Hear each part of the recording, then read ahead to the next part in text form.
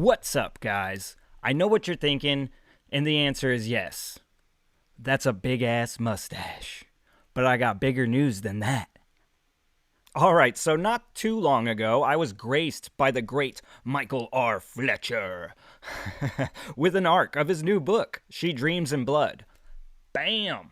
That's right, guys. So this is book number 2 in the Obsidian Path series. I am going to get into this, but I'm going to tread very lightly. So for those that are worried about spoilers, please don't go anywhere, because like I said, I'm going to keep this thing pretty light, because I do think that you guys need to know how great these books are. Get out there and get your hands on them because, man, I am very impressed with what Fletcher is doing. For most of you guys that know and watch the channel, you know that Beyond Redemption is in the highest regard that I have. But I have to say, like I just did say, he is continually impressing me. And let's get into some of that stuff. Like I said, I'll tread lightly. So really, I'm going to talk about the series and just really what we're adding here in She Dreams in Blood. Okay, so the first book in this series was Blackstone Heart. And that was where we got to meet our main character, Crane. Now, Crane doesn't know who he is in the beginning of that book, and that's part of the allure of this series is it's a man who's really coming to grips with himself as he's discovering himself in the most dastardly forms. Now, it's also Blackstone Heart, which has taught the reader that Crane will discover himself through discovering pieces of himself. Pieces of his Blackstone heart that has been shattered and spread throughout this world here. And we spend most of the time in Blackstone Heart, basically in the northern parts of this world, where we discover that it's an empire run by wizards. And we also get to understand a little bit more about Crane and his relationship with said wizards. Now here in She Dreams in Blood, we're really picking up immediately after the events of Blackstone Heart, and we're really just adventuring more throughout this map. Where Blackstone Heart took place in the north, She Dreams in Blood surely takes place in the south. And the cool part about this is we're getting to see a lot of these islands that are kind of tucked away from wizard rule. So all kinds of pandemonium ensues. Strange islands won't be the only thing thrown at our main character here. Crane, once again, will be plagued with the questions of, can he change? What is change going to look like? What is love? What are you willing to do for it? Friendship. All these things are plaguing our protagonist as he's trying to change himself as he discovers himself. It's quite intriguing, and honestly, Fletcher does not drop the ball here in book 2. In fact, I think that he took everything that he had built, he carries it through in this sequel with a little bit more flash and flare. Honestly, Blackstone Heart to me was damn near a perfect book.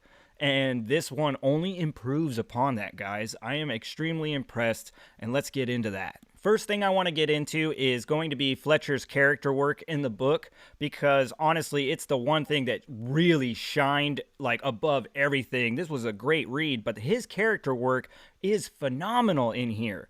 So if you guys don't know already, this series is a first-person point of view. So you're getting everything through the eyes and mind of Crane.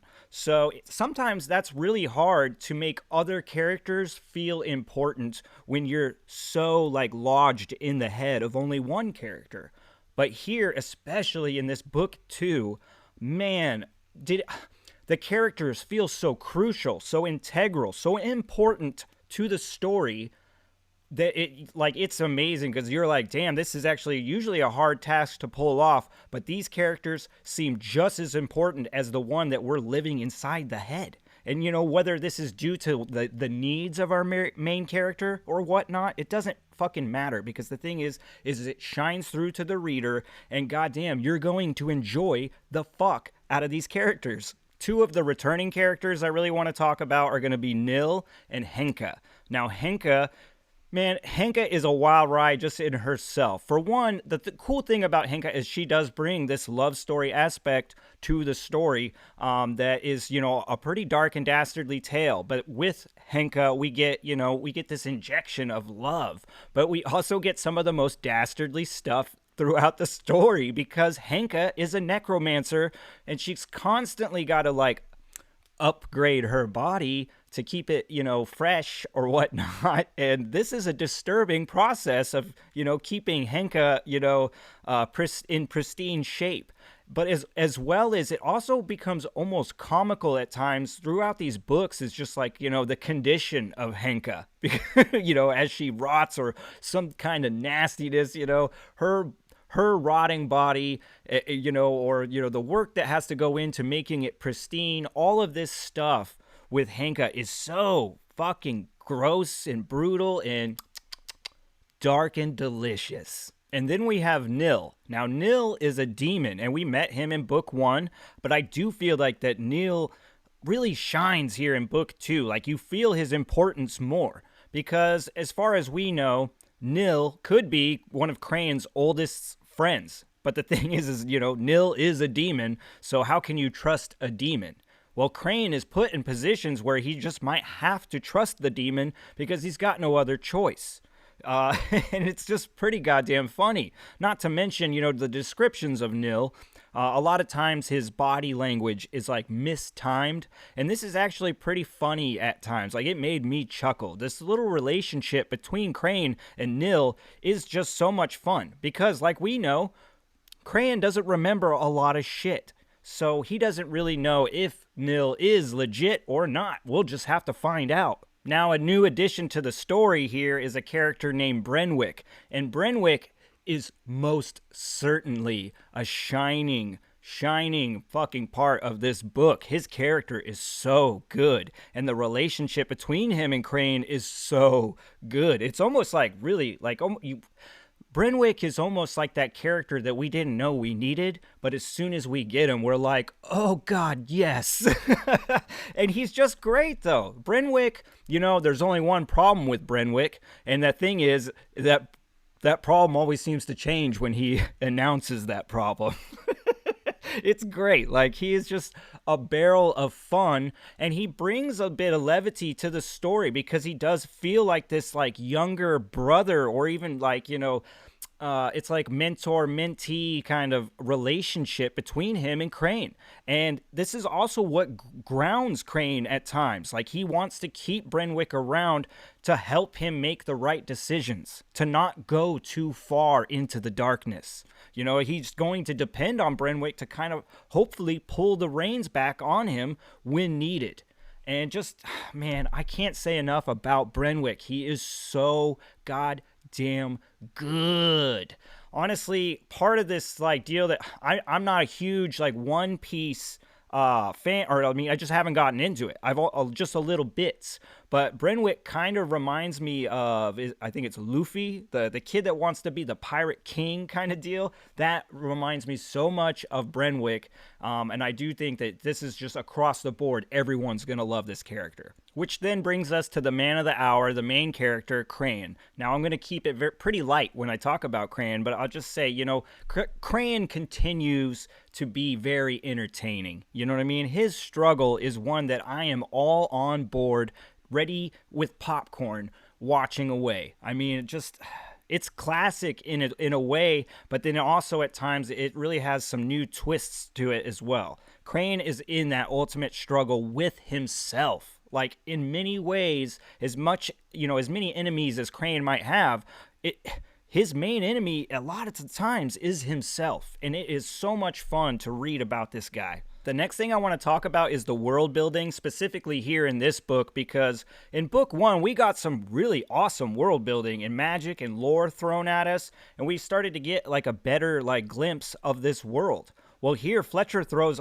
all kinds of curveballs at us as we go into uncharted land. Man, we're going to see a necropolis that is, it's like reminiscent of some like, necromantic island of Dr. Monroe, guys. It is fucking bizarre out there and just Fletcher-esque in the best ways. Another cool thing about the world building is not just the craziness of it, but it also contains quite a few Easter eggs, just, aha moments for his fans. If you are a Fletcher fan and you've been reading his books, you'll know what I'm talking about. But I'm not going to say too much just because that's really like spoiler nation. But there is something starting to form, and I'm going to deem it the Fletcher verse. And so this book specifically, for fans of his work, man, I tell you, man, you're going to have all kinds of aha moments while finding connections to the Fletcher verse. But other than that, I want to say, just even if you weren't a fan of his, there's cool stuff in here. I know personally, after interviewing Fletcher, that he was a fan of Michael Moorcock's, and I think that some of that rubs off into these books. There's mention of pocket dimensions and other worlds and stuff like that that is a lot of fun, and it's just, good old-fashioned world building on a crazy cosmic scale. The next thing I want to talk about is the magic in this book and in this series, because it's awesome. Michael R. Fletcher pulled out all the stops. There is all kinds of magic going on in this world. And one might say, like, oh, it is not soft, guys. This stuff is well thought out. Michael R. Fletcher is like the king of keeping you in the dark with his magic systems and just enlightening you along the way. And we get to learn more about the wizard magic here as well as other stuff, but I have really enjoyed learning more about the wizard magic in this one, as well as just the overall descriptions of it in use. Like the sounds of the wizard magic when it snaps and crackles. Whew, man, I could just like feel it. It like kind of made the hairs on my arms raise because it just like, it was very like atmospheric when it's being used. And I just loved it a lot, man. What he's doing here with the world building, the magic, and his characters is all fucking top notch. Now, as far as my 2 cents for the slow and the struggling, guys, I do not know if there is a better series for you guys to get into right now as far as within the, like, dark fantasy, grimdark subgenre. This fucking thing is a beast, but it's also fast-paced. It is not that long. Both books are fairly short. I do wish they were a little longer. They don't need to be. I just want more out of Michael Fletcher. But guys, his style, his writing style, his prose, he's not going to throw anything at you that's going to get you like too hung up. Some of his ideas are really bizarre and out there, but you can grasp the concepts. It's not that tough. And it's just, it pays off in dividends. What has happened so far along this journey is amazing. I cannot believe how much shit has gone down already in just 2 books. And what sometimes seemed to be a very straight path got pretty goddamn twisted up and bound up in the best ways. So just, if you're going to take my advice, guys, and you want to get in on something, especially something new, something current, something that's happening right now, fucking pick these goddamn books up because they are badass.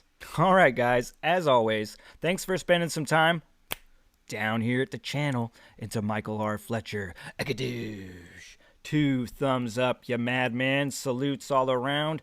And this causes for a celebrational bloodbath, I guess. I mean, you're just fucking killing it. I can't thank you enough for sending me this arc. It was a lot of fun being able to get my hands on it a little early.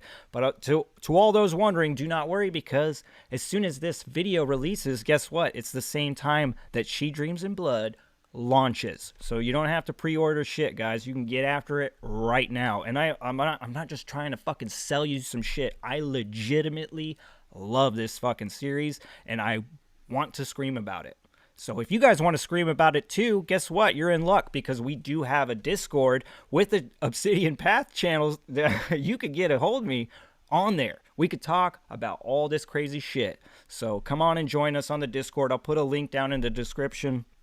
Yeah, guys, thank you. If you're new, please like and subscribe. It really helps me grow the channel. And as always, peace.